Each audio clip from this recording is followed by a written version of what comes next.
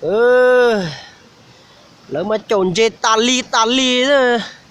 bây giờ nó chỉ khổng sâu cá dê hùng cổ đấy Đây, lo chị tủ. Ê, không sao cái đấy thì chỉ có tao đó. lấy tủ luôn còn thì tè nè Đây, lo chị tủ nữa.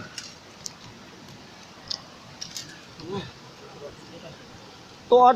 ở trong luôn thế li chậu trộn dê chưa Đó là em. Đó là có một cái bỏ cho nó lo thế gì nó no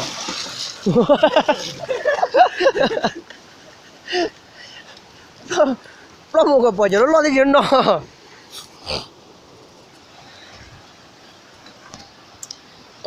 to khó đi to không tao nói là đến thiệt bây giờ lâu mua bé mà giờ bé để khó đi to rồi đó giờ lâu mua biển xanh nữa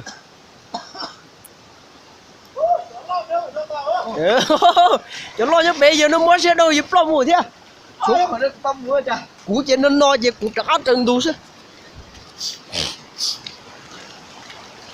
wow để mình chơi thì tiền cờ này thứ bỏ của tụi đua nó à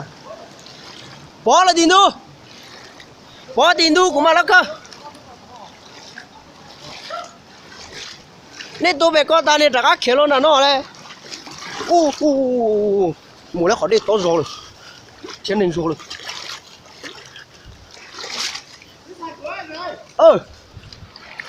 cá dễ cho trồi cho tí xài rồi ơi nhau từ ra ô tôi chụp bóng này trên nó này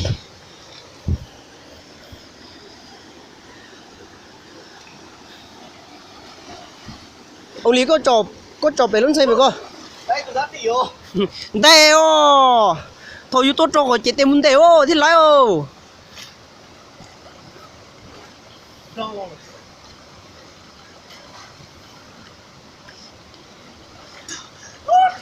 giờ nó tua chỉ trâu kia liền mà tệ thế là tuần chỉ lên lại thôi Chống sao rồi. chống gì tua mà chỉ cứ